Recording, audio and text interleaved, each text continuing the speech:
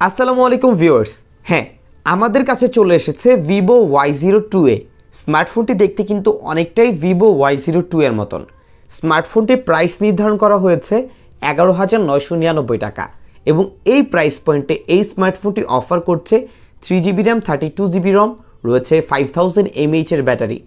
এই প্রাইস পয়েন্টে এই স্মার্টফোনটির মধ্যে আরও যে স্পেসিফিকেশনগুলো রয়েছে সব কিছু একজন ইউজারের জন্য কেমন হবে আজকের ভিডিওতে সেটাই জানিয়ে দেওয়ার চেষ্টা করব। সো আপনারা যারা ভিডিওটি দেখছেন পুরো ভিডিওটি মনোযোগ সহকারে দেখবেন, এতে করে হয়তো আপনি উপকৃত হবেন। এবং সর্বশেষ জানাবো স্মার্টফোনটি কাদের জন্য ঠিক থাকবে এবং কাদের জন্য ঠিক নয়। কথা আর বাড়াবো না, আপনারা দেখছেন আপনাদের প্রিয় channel JK tech BD YouTube channel.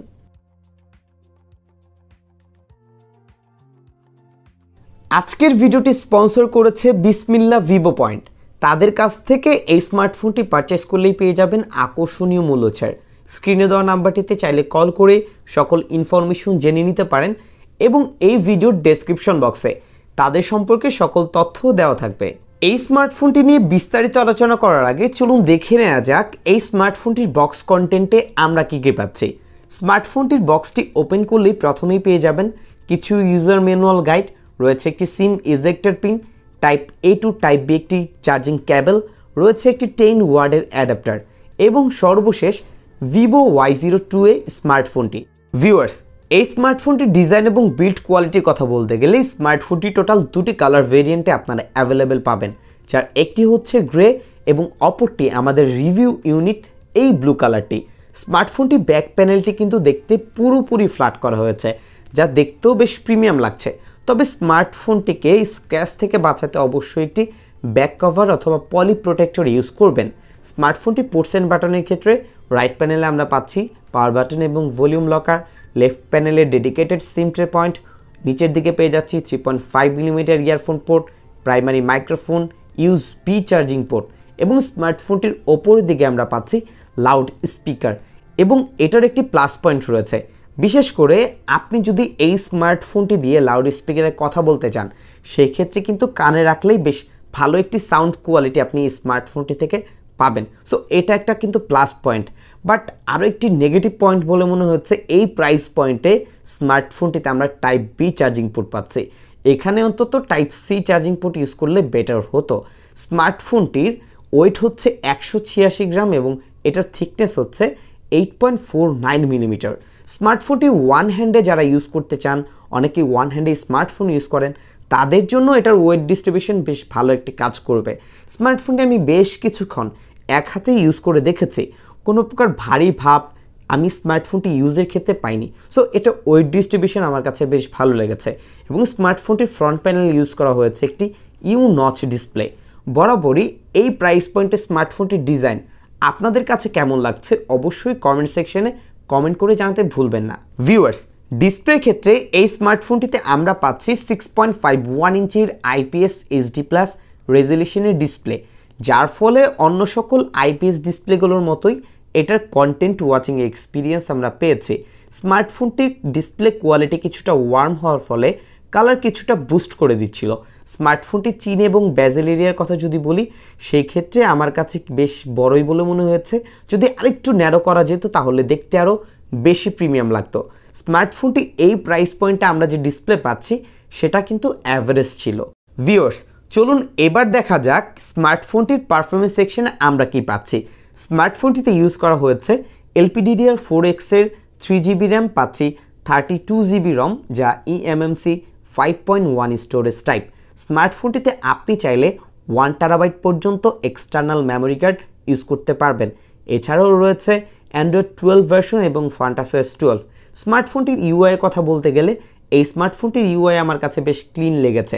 বেশ কিছু ব্লোটার বা প্রি ইনস্টল অ্যাপ স্মার্টফোনটিতে দেখতে পাবেন, তবে আপনি চাইলে তা আনইনস্টল করে দিতে পারবেন। স্মার্টফোনটির আরও একটি বিষয় সেটা হচ্ছে স্মার্টফোনটির র্যাম ম্যানেজমেন্ট। র্যাম ম্যানেজমেন্ট আমার কাছে বেশ ঠিকঠাক ছিল 3GB র্যাম হিসেবে। বাট যেহেতু এটা একটি 3GB র্যামের ফোন, অবশ্যই পরামর্শ থাকবে আপনারা যখন স্মার্টফোনটি ইউজ করবেন এখানে চেষ্টা করবেন লাইট অ্যাপগুলো ইউজ করার। এর ফলে আপনার র্যাম কিছুটা ফ্রি থাকবে এবং অনায়াসে স্মার্টফোনটি ইউজ করতে পারবেন। তবে স্মার্টফোনটিতে আমরা বেশ কিছু হেভি অ্যাপও ওপেন করে দেখেছি, সেই ক্ষেত্রে 4 থেকে 5টি অ্যাপ ইজিলি হ্যান্ডেল করতে পারছিল, বাট এর থেকে অতিরিক্ত অ্যাপ যদি ইউজ করতে যাই সেই ক্ষেত্রে ল্যাগ, স্টার্টারিং এই বিষয়গুলো কিন্তু দেখতে পেয়েছি। সো 3GB র্যাম হিসেবে স্মার্টফোনটির র্যাম ম্যানেজমেন্ট অ্যাভারেজ লেগেছে। প্রসেসরের ক্ষেত্রে এই স্মার্টফোনটিতে আমরা পাচ্ছি ভিভোর ইউজ করা এক চিরচেনা প্রসেসর হিলিও P35, যার মেইন 4টি কোর হচ্ছে 2.3 GHz-এর। যদি স্মার্টফোনটির প্রসেসর এবং র্যাম ম্যানেজমেন্ট এই দুটিকে একত্রে করে এটার ইউজিং এক্সপিরিয়েন্সের কথা বলি, এটা আপনার ডে টু ডে লাইফের যে কাজগুলো আছে সেগুলো চালিয়ে নিতে পারবে। আপনার সোশ্যাল মিডিয়া ইউজের পাশাপাশি মাঝে মাঝে চাইলে ছোটোখাটো 2D গেমগুলো খেলতে পারবেন, বাট স্মার্টফোনটিতে Free Fire, PUBG Lite play করা গেলেও ভালো গেমিং এক্সপিরিয়েন্স পাবেন না। সো এইগুলো খেলার পরামর্শ স্মার্টফোনটিতে আমি কোনোভাবেই দিতে পারছি না। সো আপনারা যারা স্মার্টফোনটি পারচেস করবেন তাদের উদ্দেশ্যে বলছি, এটা থেকে যে এতটা ভালো গেমিং পারফরমেন্স সব কিছু এত ভালো এক্সপিরিয়েন্স পাবেন তা কিন্তু নয়, বাট আপনার ডে টু ডে লাইফের কাজগুলো চালিয়ে নিতে পারবেন।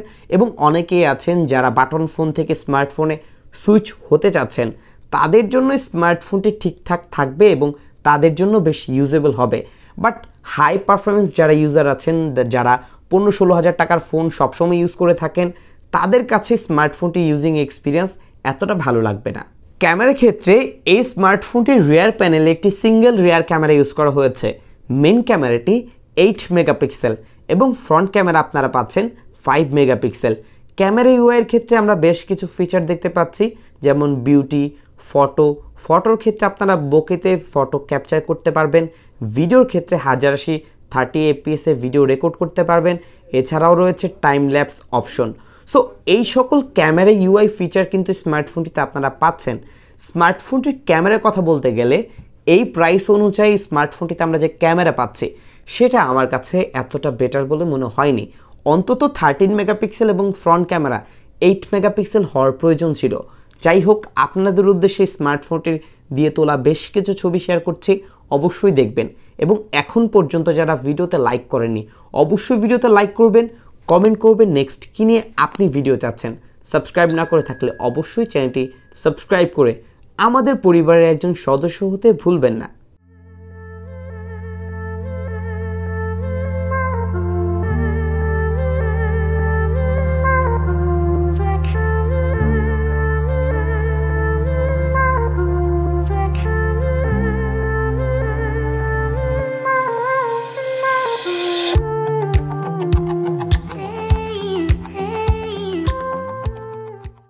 এই স্মার্টফোনটির একটি কোর সেলিং পয়েন্ট হচ্ছে স্মার্টফোনটির 5000 mAh এর ব্যাটারি, এবং স্মার্টফোনটির বক্সে আমরা যেহেতু 10 ওয়াটের চার্জার পাচ্ছি, সেটা দিয়ে চার্জ করতে অলমোস্ট 3 ঘন্টার মতো সময় লাগবে।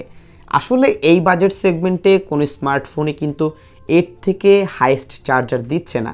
সো সেই ক্ষেত্রে অ্যাভারেজ স্মার্টফোনটির চার্জ ব্যাকআপ অনায়াসে আপনি যদি নর্মাল ইউজার হয়ে থাকেন 1.5 দিনের মতো চার্জ ব্যাকআপ দিতে সক্ষম, বাট হেভি ইউজ করলেও একদিন পার করে দিতে পারবে।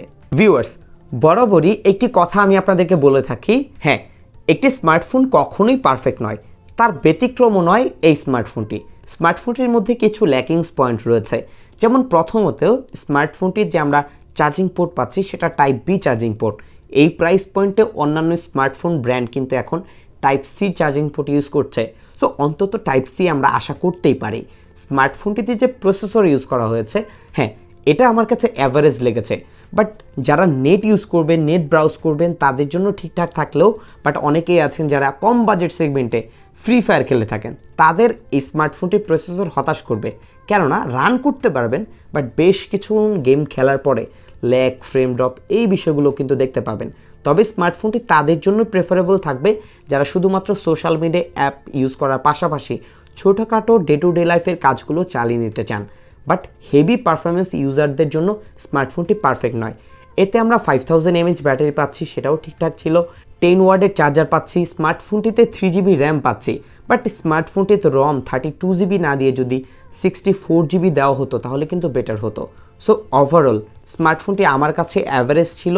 আপনার কাছে কেমন লাগছে অবশ্যই কমেন্ট সেকশনে কমেন্ট করে আমাদেরকে জানাতে ভুলবেন না, এবং নেক্সট কী নিয়ে আপনি ভিডিও চাচ্ছেন সেটাও চাইলে আমাদেরকে কমেন্ট করে জানাতে পারেন।